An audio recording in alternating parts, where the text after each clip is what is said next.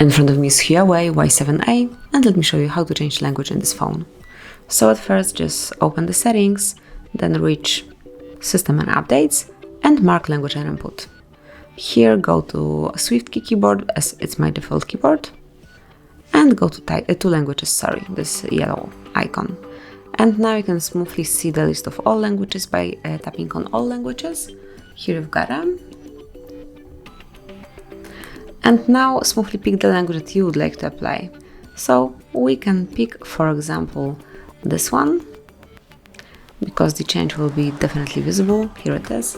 Now let me just unmark Polish, as we are set up with Polish language. And now if you open messages, you will be able to see this keyboard at first. Then if you would like to change it, just open languages again, remove it, and pick any other language that you would like to apply.